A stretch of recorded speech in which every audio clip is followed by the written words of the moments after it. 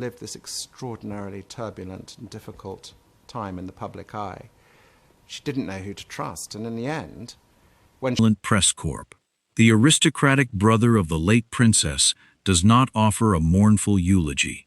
Instead, he places a rusted 1997 dictaphone onto the podium, wielding undeniable proof that his beloved sister, Diana, and her billionaire companion, Dodi, were not the victims of a simple, reckless accident. We were all told the couple was frantically fleeing cameras on that fateful night. But the suppressed audio Spencer is about to play exposes a sinister, manufactured extraction that forced them into the Alma tunnel against their will. If the official story of the crash was a lie, carefully constructed by the very people meant to protect them, who exactly ordered Dodi's security team to fake a midnight bomb threat in their Paris suite? Why did Diana leave a panicked, unlisted voicemail desperately stating she was being bullied into an unsafe car? And what buried secret was so terrifyingly dangerous that it took Charles Spencer 29 years to finally expose the shadow figures who actually cornered the princess? The morning of October 12th did not begin with the usual clamor of London. Instead, it began with an eerie, suffocating stillness that felt entirely unnatural for a Tuesday. In Parliament, the grand oak chambers were completely hollow. Members of Parliament stood clustered in the narrow hallways, their debates forgotten, eyes glued to overhead news monitors. Outside, the perpetual gridlock of Piccadilly Circus had ground to a miraculous, sudden halt. Pedestrians froze on the pavement, their coffees growing cold in their hands, heads tilted upward. Every giant digital billboard, usually flashing with perfume advertisements and theater promotions, had been seamlessly hijacked by a single, unblinking live television feed. The BBC, Sky News, ITV, and even international networks had simultaneously abandoned their regular programming. In their place was a stark, unadorned room. There were no royal crests, no teleprompters, just a heavily scarred mahogany podium, a dense cluster of microphones, and a wall of flashing camera lenses waiting in absolute, agonizing silence. At precisely 9 a.m., the heavy oak door to the left of the podium creaked open. Earl Charles Spencer stepped into the blinding glare of the flashbulbs. He looked significantly older than the public last remembered. The aristocratic sharpness of his jawline was softened by exhaustion, and his eyes carried the heavy, bruised look of a man who had not slept in 48 hours. Yet, his posture was rigidly straight, driven by a cold, singular focus that sent a collective shiver down the spine of the millions watching him. He did not adjust the microphones. He did not look down at any prepared remarks. He simply stood there, letting the silence stretch for a full 30 seconds, until the tension in the room became almost physically unbearable. The micro-decisions of viewers worldwide vanished. No one dared change the channel. Then, with excruciating slowness, Spencer reached into the inner breast pocket of his tailored charcoal suit. He withdrew a small, tarnished silver dictaphone. It was a bulky, antiquated piece of technology from the 1990s, its edges worn down to the brass, looking entirely out of place in the modern era. He placed it gently onto the center of the mahogany wood. The quiet, metallic clack echoed like a gavel strike through the sound systems. For 29 years, Spencer began. His voice was quiet, lacking the booming, furious resonance of his famous 1997 eulogy, yet it commanded absolute authority. For 29 years, we were sold a very specific narrative. We were told my sister died because she was running. A ripple of anxious murmurs swept through the front row of the press corps. A veteran journalist from The Telegraph stopped taking notes, his pen hovering above his pad, sensing the tectonic plates of modern history shifting beneath his feet. We were told she was fleeing the flashbulbs, fleeing the intrusion, speeding into the dark of the Alma tunnel to simply escape. Spencer continued. His voice dropped to a near whisper. forcing every listener to lean in closer. He rested his right hand over the tarnished silver of the dictaphone, his knuckles slowly turning stark white. "Today I am here to prove to you that Diana wasn't running away." He looked directly into the center broadcast camera, his eyes burning with decades of suppressed grief and a sudden, terrifying vindication. She was forced out. Exactly 48 hours before this global broadcast, that same blinding focus had been ignited in the suffocating quiet of Althorpe House. The ancestral Spencer estate, a sprawling 13,000-acre monument to centuries of British aristocratic wealth, was usually a fortress of peace. Priceless Reynolds portraits stared down from silk-lined walls, and the sheer opulence of the mahogany-paneled study spoke of a bloodline that had counseled kings. Yet, for all his unimaginable wealth and untouchable status, Charles Spencer had spent decades sitting at his antique desk, staring at a single, disconnected red rotary phone in the corner of the room. It was an unlisted, heavily encrypted landline. During the turbulent final years of her life, Diana only ever used that specific number when the palace walls felt too thin, when she suspected her mobile was being cloned by the press or by intelligence operatives. For 29 years, Spencer's deepest, unspoken agony was the belief that on the most dangerous night of her life, she hadn't reached out to him. She hadn't called the red phone. He was pulled from this haunting memory by a sharp knock on the study door. His butler stepped aside, allowing a deeply uncomfortable man to enter. Thomas Sterling was a high-end London solicitor, his bespoke Savile Row suit projecting the polished armor of corporate wealth. But his hands were trembling. He clutched a sealed, yellowed manila envelope as if it were a live explosive. "Lord Spencer," Sterling said, his voice tight, refusing to meet the Earl's commanding gaze. "I apologize for the intrusion. I am here executing the final will of a man named Arthur Vance." Spencer frowned, his aristocratic composure masking a spike of confusion. "I do not know an Arthur Vance." Sterling stepped forward, placing the envelope onto the center of the desk. Arthur Vance had not been a man of wealth or title. He had lived in a damp, nondescript terraced house in Coventry, existing as a ghost in the bureaucratic machine. He was a retired, mid-level telecommunications contractor who had quietly serviced the underground switchboards for British intelligence throughout the 1990s. He was a man paid a modest, untraceable government pension solely to ensure he took the secrets of his wiretaps to his grave. But cancer had ravaged Vance's loyalty, replacing his fear of the Official Secrets Act with a sudden, desperate need for absolution before he met his maker. "Mr. Vance did not expect you to know him, my lord," Sterling replied, wiping a bead of sweat from his brow. "But he instructed me to deliver this directly to your hands upon his death." Spencer picked up a silver letter opener, slicing through the heavy tape. He tipped the envelope over. A tarnished dictaphone, heavy with age, slid onto the polished wood, accompanied by a thick stack of sworn legal affidavits. Spencer's eyes darted from the rusty device to the solicitor. "What is this, Sterling?"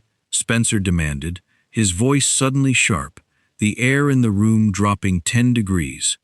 Sterling took a slow, terrified step backward toward the heavy oak doors, his eyes flicking nervously to the disconnected red rotary phone in the corner of the study.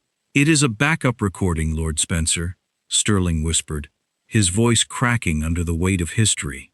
"It is the frantic phone call the Princess of Wales made to this very room on August 30th, 1997. The call Mr. Vance was ordered to intercept, isolate, and permanently destroy before you ever woke up." The security chief's imposing frame blocked the exit, a gross overstep of protocol that would normally result in immediate termination. But tonight, the traditional rules of royal deference had completely vanished, replaced by a frantic, manufactured chaos. Dodi surged forward, the heavy gold of his Patek Philippe catching the chandelier's light as he forcefully grabbed his employee's shoulder. "Step back from her," Dodi commanded, his voice trembling with a chaotic mix of billionaire authority and sudden, paralyzing doubt. "We will contact the Parisian authorities. We will wait for an official armored escort. There is absolutely no time for the local police, sir," the chief barked back, his panic entirely unfeigned now, though firmly rooted in covering his own disastrous incompetence rather than a bomb. He aggressively shoved his employer's hand away. It was a staggering, unthinkable display of insubordination that silently confirmed every horrifying detail Arthur Vance had sworn to in his deathbed affidavit. This was not a rescue. It was a coerced extraction masquerading as a security protocol. "If we do not move to the rear service elevator in exactly 60 seconds, the threat will detonate." In the deafening chaos of the shouting men, Diana seized the final, fleeting seconds of her autonomy. Her hands shaking violently, she slipped behind the velvet sofa and reached for the heavy brass console phone. She knew the palace lines were tapped. She knew the local police would be too slow. She blindly dialed the encrypted, unlisted red rotary phone at Althorpe House, praying for the one man she trusted to pick up in the middle of the night. In the present, Charles Spencer remained completely frozen in his opulent study, the tarnished dictaphone still hissing on the mahogany wood. Silent tears streamed down his weathered face as he listened to his sister's final, desperate attempt to survive. "They are telling me I don't have a choice." Her voice wept through the 30-year-old static, the audio perfectly capturing the horrifying moment the security team practically dragged Dodi toward the suite's heavy double doors. Then, the tone of Diana's voice violently shifted. The raw panic was suddenly replaced by a cold, bone-chilling realization as she looked out into the service hallway. "Charles," she whispered, her breath hitching directly into the receiver. "The men waiting by the service elevator to escort us down, they aren't wearing hotel uniforms. They have earpieces. Charles, they aren't Dodi's men. Who are they?" Before Spencer could scream an answer to the ghost of his sister, the ancient audio tape captured the sickening, violent sound of the suite's phone cord being brutally ripped from the wall socket. The dictaphone clicked dead, plunging the study into a deafening silence. The silence in the Althorpe study was broken only by Spencer's ragged breathing. The violent, tearing sound of the phone cord on the recording echoed like a gunshot in his mind. He didn't just lose his sister to a concrete pillar. He lost her to a terrifying shadow game she had accidentally stumbled into. With shaking hands, he dropped the dictaphone and grabbed the thick stack of sworn affidavits Thomas Sterling had left behind, desperately searching the yellowed pages for the identity of the men in the earpieces. Arthur Vance's typed confession did not describe a grand, orchestrated royal assassination plot. It described something far more insidious, grounded, and deeply tragic. A catastrophic collision of monumental private incompetence and state-sponsored espionage. The narrative plunged entirely into the suffocating, windowless basement of a subterranean MI6 listening post in central London.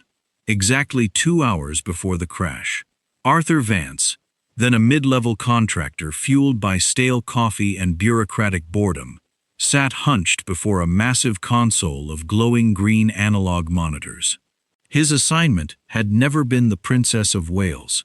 It was Dodi Fayed. For months, intelligence agencies had been aggressively tracking the Fayed family's controversial global financial maneuvers, silently wiretapping every encrypted phone in their sprawling billionaire empire. Vance had been listening live when Dodi's private security chief frantically faked the bomb threat to cover up his disastrous failure with the paparazzi downstairs. It was a pathetic, desperate lie from a man about to lose his job. But to the covert operatives actively tailing Dodi on the ground in Paris, this sudden chaotic evacuation was a golden, unexpected opportunity. Through Vance's intercepted radio frequencies, the affidavit detailed how the intelligence team swiftly hijacked the fake evacuation. The unidentified men waiting by the Ritz service elevator were not assassins.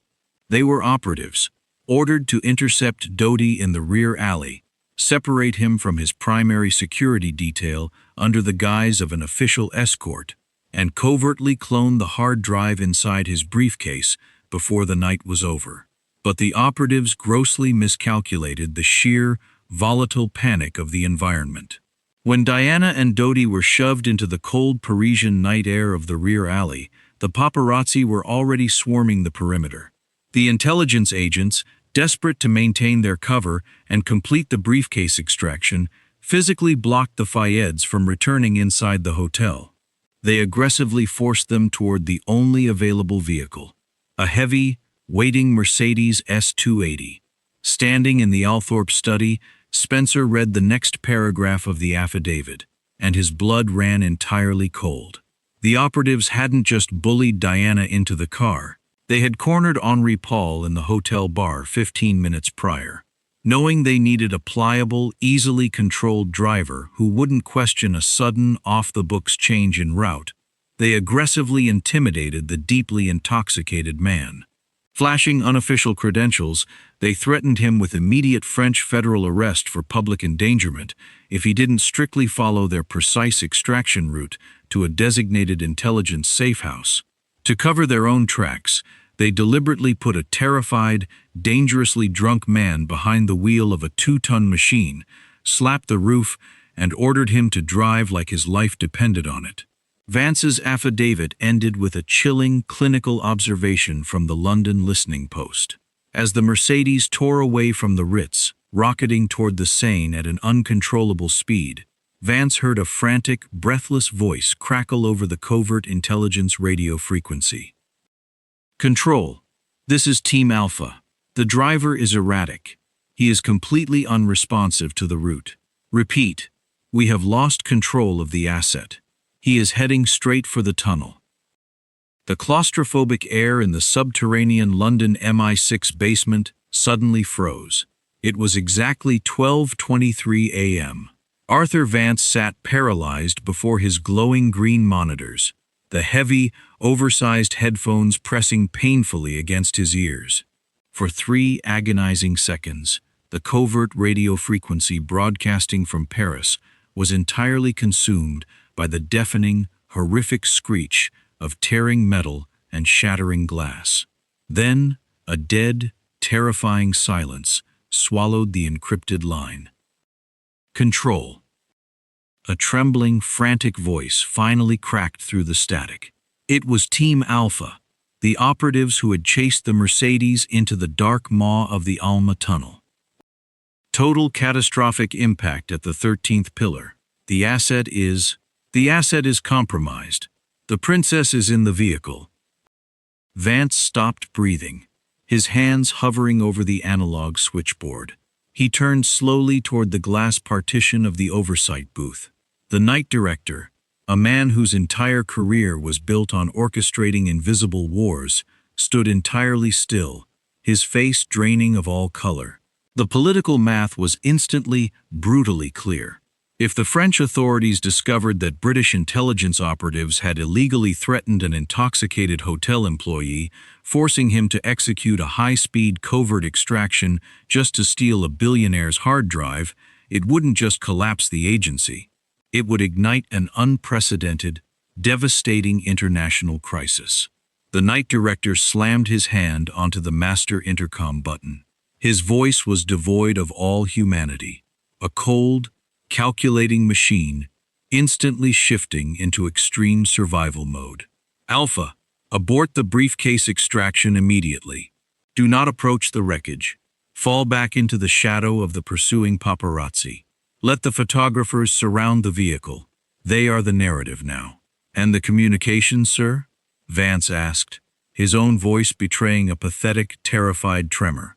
"Burn it all," the director snapped, his eyes locking onto Vance through the glass with lethal, unmistakable intent.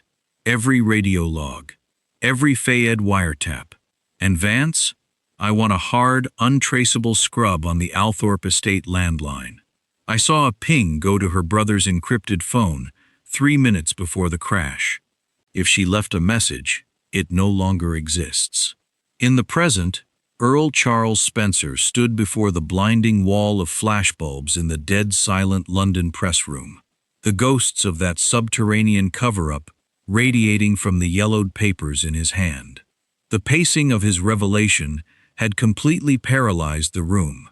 The veteran journalists were no longer taking notes. They were staring at the Earl with a collective, horrified realization. The paparazzi, the villains the public had relentlessly, violently hated for 29 years, were nothing more than a convenient, tragic smokescreen. Spencer carefully set the final page of Arthur Vance's deathbed confession onto the scarred mahogany podium next to the tarnished dictaphone.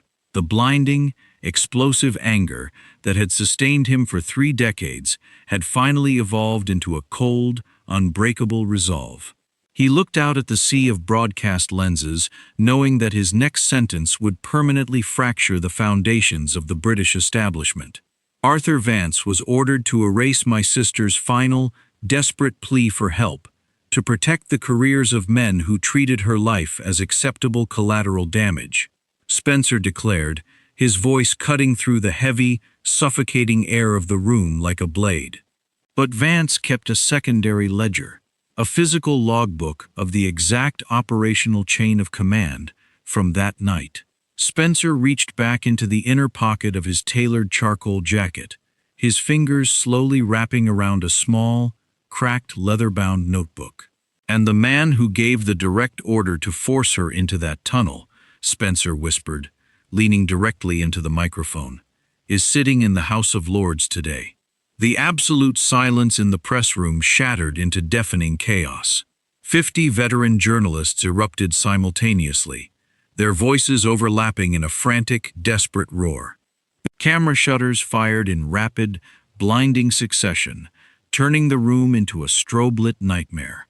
Through the sheer pandemonium, Earl Spencer did not flinch. He stood like a lighthouse in a violent hurricane, his hand resting firmly on the cracked leather notebook. He opened the fragile, yellowed cover. 48 hours ago, Spencer's voice boomed through the amplified PA system, slicing through the shouting and forcing a breathless, terrified hush to fall over the room once more. This ledger was delivered to me by a high-end corporate solicitor named Thomas Sterling. In the front row, a senior political correspondent from The Times went completely pale, his pen slipping from his fingers to the floor. Thomas Sterling hadn't been sweating in the opulent Althorpe study because he was intimidated by Spencer's aristocratic wealth. He was trembling because he was committing an act of catastrophic familial treason. Arthur Vance, cunning and deeply vindictive even on his deathbed, hadn't selected a random lawyer from a phone book. He had intentionally hired the estranged nephew of the very man he was exposing, forcing the bloodline to hand-deliver its own execution warrant. The night director of MI6 in 1997 did not face a tribunal for his illegal extraction in Paris. Spencer continued, his eyes scanning the horrified faces of the press corps, weaving the dark tapestry of the last 3 decades. Instead, he buried his sins under the Alma tunnel, weaponized his ruthless ambition, and climbed to the absolute pinnacle of British power. He was knighted for unparalleled services to the crown and handed a lifetime seat in the upper chamber. Today, he sits as the chairman of the Intelligence Oversight Committee. Spencer slowly looked up from the ledger, his gaze piercing directly into the center broadcast camera. The emotional pacing of his delivery slowed to a lethal crawl. He wasn't speaking to the journalists in the room anymore. He was speaking directly to the man he knew was watching the live feed from a leather chair in Westminster. "Lord Marcus Sterling," Spencer declared, the name dropping like a live grenade onto the mahogany podium. "You ordered the extraction. You ordered the cover-up, and you let the world tear itself apart so you could keep your peerage." Before the reporters could even gasp, the heavy oak doors at the absolute rear of the press room violently burst open. 4 men in immaculate, unmarked black suits flooded into the center aisle. They were not uniformed police. They carried the cold, rigid, unsmiling posture of MI5 internal security. The lead agent marched aggressively toward the podium, pulling a heavy, red-stamped document from his jacket. "Lord Spencer," the agent barked over the rising panic of the crowd, flashing a sovereign injunction. "By emergency order of the Home Secretary under the Official Secrets Act, you are to step away from that microphone and surrender those classified materials immediately." Spencer didn't step back. He didn't even look at the approaching agents. Instead, he reached into his pocket and pulled out a small, modern black remote, his thumb resting heavily on a single red button. "You are 29 years too late," Spencer whispered into the microphone, a cold, profoundly dangerous smile finally touching his lips. "I didn't just bring the tape to this room." The 4 MI5 agents closed the distance to the podium in a matter of seconds, their polished shoes echoing like hammer strikes against the wooden floorboards. The lead agent lunged forward, his hand outstretched with ruthless precision to seize the tarnished dictaphone and the yellowed ledger. But he froze inches from the scarred mahogany wood, entirely paralyzed by the lethal, unflinching certainty radiating from Charles Spencer's eyes. "I strongly suggest you do not touch that," Spencer said, his thumb hovering with terrifying stillness over the black remote's single red button. The suffocating air in the room grew impossibly tight. The frantic, blinding flashes of the press cameras momentarily ceased as a collective breath caught in the throats of 50 veteran journalists. Exactly 24 hours before this standoff, in the shadowy, silent corridors of Althorpe House, Spencer had fully realized the horrifying magnitude of the war he was entering. When Arthur Vance's nephew had delivered the evidence, Spencer hadn't naively called the Metropolitan Police or tipped off a trusted editor at the BBC. He remembered the terrified whisper on his sister's 1997 voicemail. He remembered her relentless paranoia, the frantic sweeping of drawing rooms for hidden microphones, the constant changing of mobile devices, the deep-seated, agonizing belief that the British establishment had invisible eyes inside her very walls. She hadn't been paranoid. She had been actively hunted. And to expose her hunters, Spencer knew he had to resurrect her exact analog survival tactics to bypass the most sophisticated digital surveillance grid in Europe. He had driven alone into the dead of night to a forgotten, rural post office, carrying 20 physically duplicated USB drives, anonymously mailing them to independent, aggressive investigative syndicates in Geneva, Washington, and Tokyo. But the ultimate insurance policy was the encrypted server farm he had covertly rented under a dummy corporation in Iceland. "You see, gentlemen," Spencer addressed the rigidly frozen MI5 agents, his aristocratic voice echoing through the live broadcast feed, currently paralyzing millions of global households. "The moment I walked into this building, an automated dead man's switch was activated on a secure, untouchable offshore server. If my pulse spikes abnormally, or if I simply lift my thumb off this button." Spencer leaned aggressively toward the lead agent, his composed facade finally burning away to reveal a brother's raw, unbridled, 30-year wrath. The unredacted audio file, Lord Marcus Sterling's complete operational ledger, and the unmasked identities of every covert intelligence agent present in the Alma tunnel will be simultaneously mass-published to every major news desk on the planet. The lead agent's jaw tightened violently. His earpiece loudly crackled with frantic, screaming orders from Whitehall. The invisible political puppet masters, suddenly realizing they had walked blindly into an inescapable, catastrophic checkmate. The establishment had spent 3 decades and billions of pounds meticulously burying a royal tragedy, only for a grieving earl to completely outmaneuver them with a cheap piece of plastic. "Step back," Spencer commanded softly. Yet the absolute, crushing authority in his voice forced all 4 heavily armed government agents to instinctively retreat a single, humiliating pace.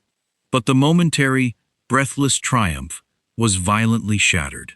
The giant digital monitors flanking the press room, which had been broadcasting Spencer's face to the world, suddenly flickered, hissed with deafening static, and abruptly cut to a pure, blinding white screen. A horrifying, metallic screech tore through the room's PA speakers. Someone deep within the Black Ops intelligence grid had panicked, illegally overriding the national broadcast towers to execute the nuclear option to silence the room. Spencer didn't gasp. He didn't flinch. He simply locked eyes with the terrified lead agent, whispered his sister's name, and lifted his thumb completely off the red button. The moment Charles Spencer lifted his thumb off the remote, the dead silent press room felt as though the oxygen had been completely incinerated. The MI5 lead agent lunged forward, tackling the Earl to the mahogany floorboards in a brutal, desperate blur of motion. But he was grappling with a ghost. The physical remote was no longer the weapon.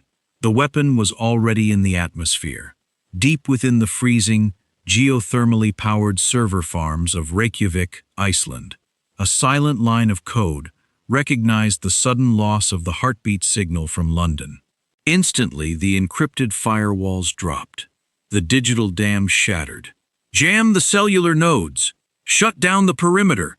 The lead agent screamed into his wrist microphone, his knee pinned aggressively into Spencer's spine. But the frantic operative was shouting at a tidal wave. The UK intelligence apparatus had successfully severed the live television feed, completely blinding the traditional broadcast towers, but they could not stop the decentralized, unstoppable fury of the global internet. Exactly 3 miles away from the chaos of the press room, Lord Marcus Stirling sat in the suffocating luxury of his private parliamentary office in Westminster. The heavy oak walls were lined with framed photographs of prime ministers and the glistening, metallic gleam of his knighthood, a lifetime of untouchable aristocratic power meticulously built upon the shattered glass of the Alma tunnel. When the television monitor on his desk abruptly cut to white static, Stirling let out a long, shuddering breath of relief. He reached for his crystal decanter, his manicured hands finally steadying. He had survived. He had successfully buried the devastating truth of what really happened on the night of Diana and Dodi's crash for the second time. Then, his encrypted parliamentary mobile phone began to vibrate violently against the polished wood. It wasn't a call from the director of MI6. It was a chaotic barrage of push notifications. The data packet from Iceland hadn't just gone to news desks.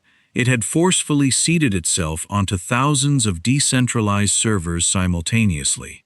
Within 60 seconds, the tarnished dictaphone's hissing audio file, Diana's terrified, frantic voice desperately whispering that she was being bullied by men with earpieces, was playing from the smartphones of pedestrians frozen in Piccadilly Circus. It was echoing through the bustling corridors of Grand Central Station in New York, and blasting from car radios stuck in Tokyo traffic. The horrific, undeniable proof that Charles Spencer stuns the entire UK with had instantly bypassed the media gatekeepers and landed directly in the hands of the public. Stirling stared at his phone, in absolute, paralyzing horror, as the PDF of his own 1997 handwritten operational ledger loaded onto the screen of a junior aide's tablet just outside his office door. The cinematic memory of that night, 30 years ago, standing in the subterranean MI6 listening post, coldly ordering Arthur Vance to erase a princess's final cry for help to protect his own political ascent, violently collided with his present reality. His impregnable fortress of lies had vaporized in a single heartbeat. Back in the press room, the MI5 agent's earpiece suddenly buzzed with a new, terrifyingly cold directive from a panicked Home Secretary. The agent's face went completely pale. He slowly lifted his knee off Charles Spencer's back, taking a trembling step away from the Earl. Spencer calmly stood up, brushing the dust from his charcoal suit. He looked at the terrified government agent, the emotional pacing of the room dropping into a lethal, chilling calm. The British establishment operated strictly on the currency of public perception. Now that the undeniable evidence had gone global, arresting a grieving brother for exposing a state-sanctioned cover-up would ignite immediate, unprecedented riots.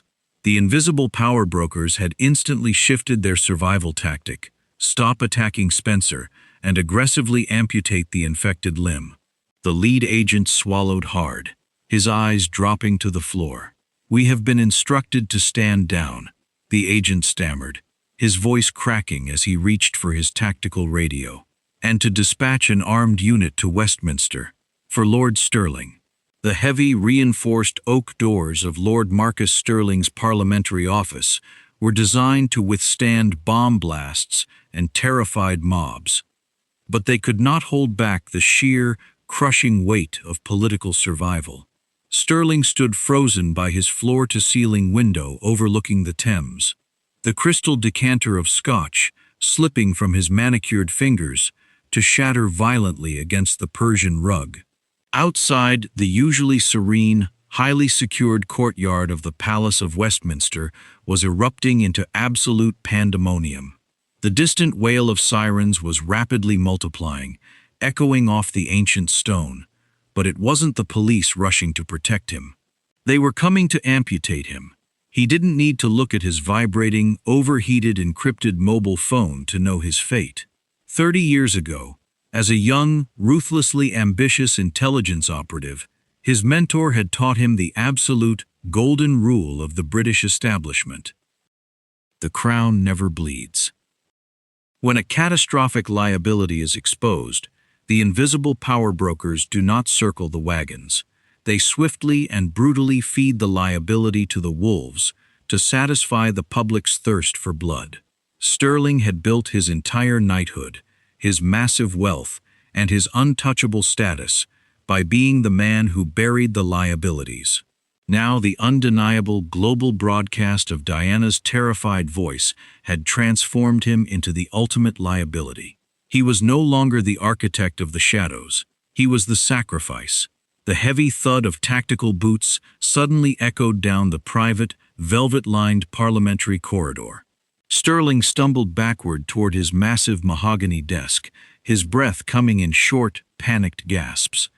He frantically pulled open the bottom drawer, his shaking hands reaching past the files toward a heavy, loaded service pistol he hadn't touched since the 1990s. He wasn't reaching for it to fight the tactical unit. He was reaching for it because he knew exactly what happens in the interrogation rooms beneath MI5 to men who hold the establishment's darkest secrets. Before his fingers could even graze the cold steel, the reinforced oak doors violently splintered open. 4 heavily armed, unmarked internal security operatives flooded the room, their weapons instantly raised and locked onto the panicked lord. These were not the polite, deferential parliamentary guards who usually saluted him. These were the ghosts, the cleaners, the very men Stirling used to command.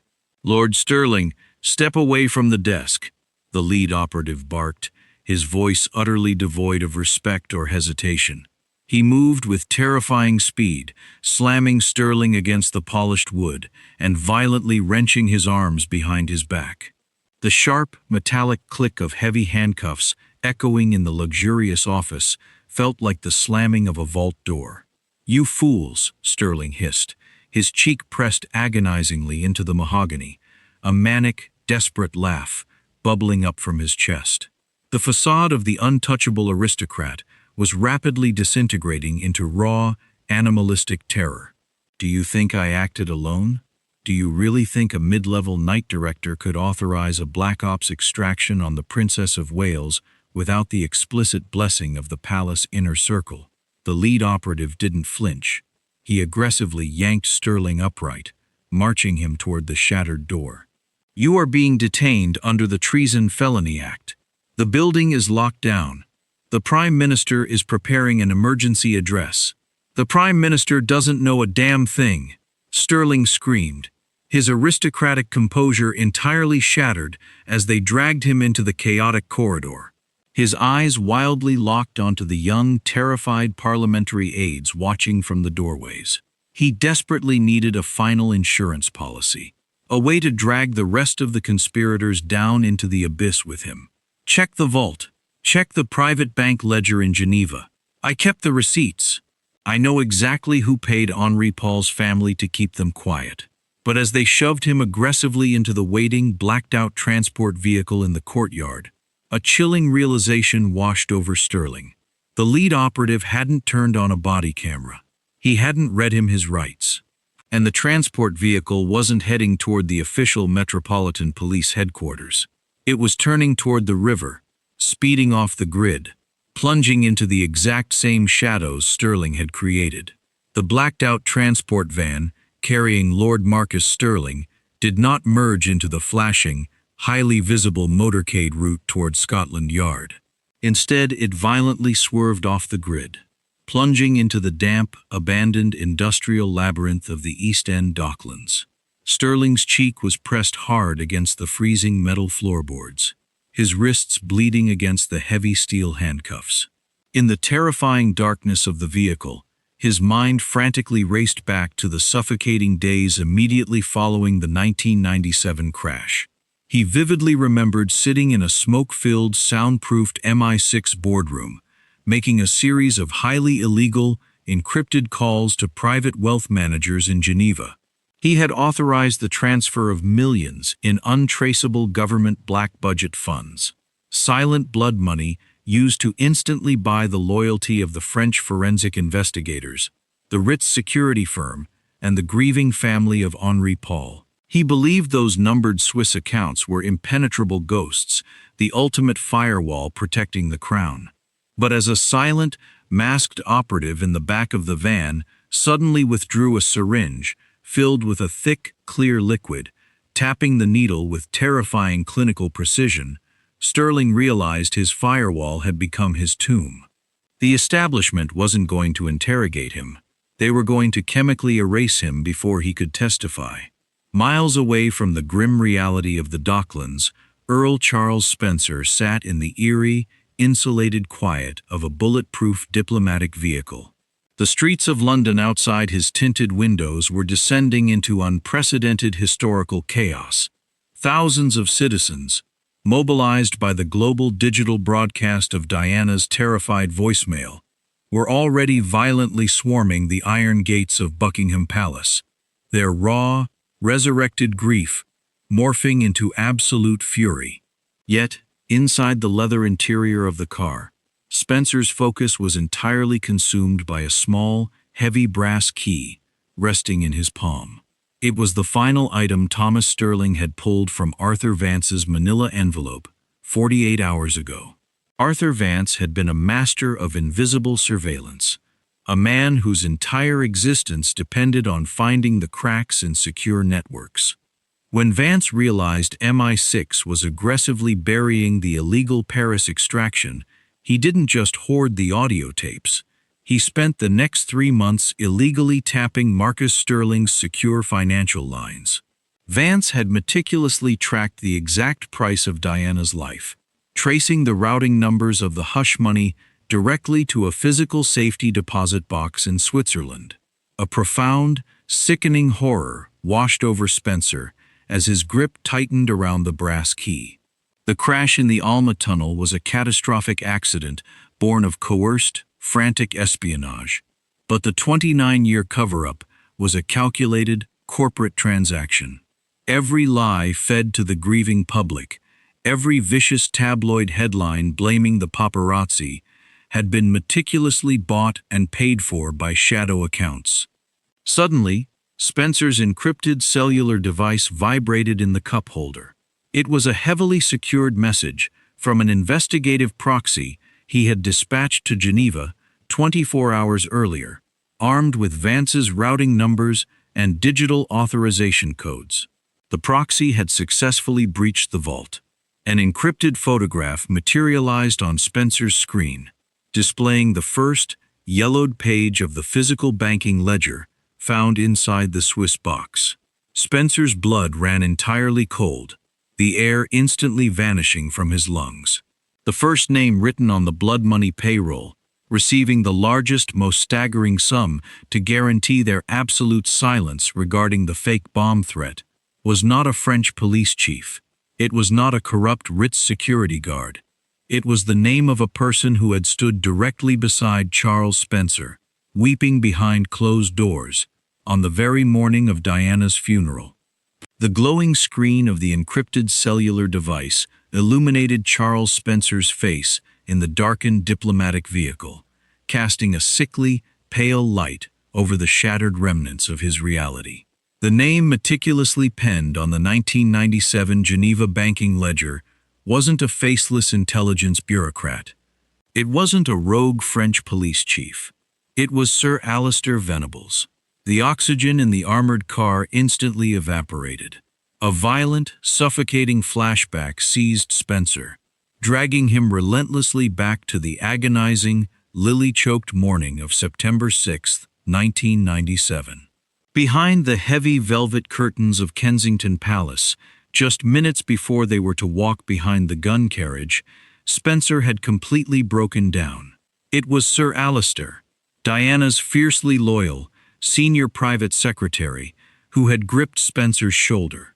Venables had wept openly, his immaculate morning suit trembling as he handed Spencer a silk handkerchief, swearing on his own life that they would destroy the paparazzi responsible. Yet beneath the name on the digital screen, Arthur Vance's precise handwriting detailed a terrifying addendum: payment for advance route schedule and overriding standard security protocols. Venables hadn't just helped cover up the fatal extraction, he had orchestrated the vulnerability. Plagued by crippling, heavily concealed gambling debts and under immense pressure from the palace's inner circle to quietly strip the princess of her remaining institutional protections, Venables had sold her absolute itinerary to Marcus Sterling's intelligence operatives. He had deliberately ensured her trusted royal guards were swapped out, leaving her entirely isolated in Paris. The ultimate, lethal betrayal wasn't committed by strangers in the shadows. It was executed by the man pouring her morning tea. "Lord Spencer, we are approaching the secure extraction point," the diplomatic driver announced, his voice tight with anxiety as the heavy vehicle navigated the escalating, terrifying chaos of central London. Outside the reinforced glass, tens of thousands of citizens were violently flooding the streets. The digital release of the Ritz audio had ignited an uncontrollable firestorm. The official inquiry, the decades of sanitized police reports, the countless documentaries blaming the flashbulbs, it had all been a meticulously funded illusion. The public was waking up to a 30-year nightmare. Spencer lowered the encrypted phone, his aristocratic composure hardening into something completely unbreakable. The decades of agonizing sorrow that had hollowed out his soul were suddenly, violently replaced by an untouchable, absolute wrath. The British establishment had banked on his grief, eventually fading into silent, manageable compliance. They had fundamentally miscalculated the love of a brother. "We are not going to the extraction point," Spencer commanded. His voice was eerily calm, yet it possessed the chilling, lethal authority of a man who now held the detonator to the entire monarchy. The driver's eyes darted nervously to the rearview mirror. "Sir, the city grid is completely collapsing. The riots are spreading. Where do you want me to take you?"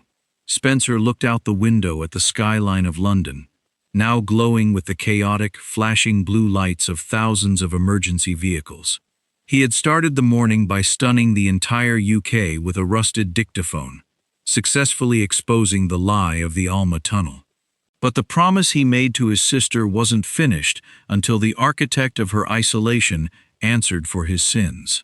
"Take me to the front gates of Buckingham Palace," Spencer said, his knuckles turning white as he gripped the phone containing the final, unreleased page of the ledger. "I have one last name to read to the crowd." As the black vehicle violently swerved toward the mall, driving directly into the heart of the storm, the screen fades to absolute black, leaving a fractured nation bracing for the final explosion.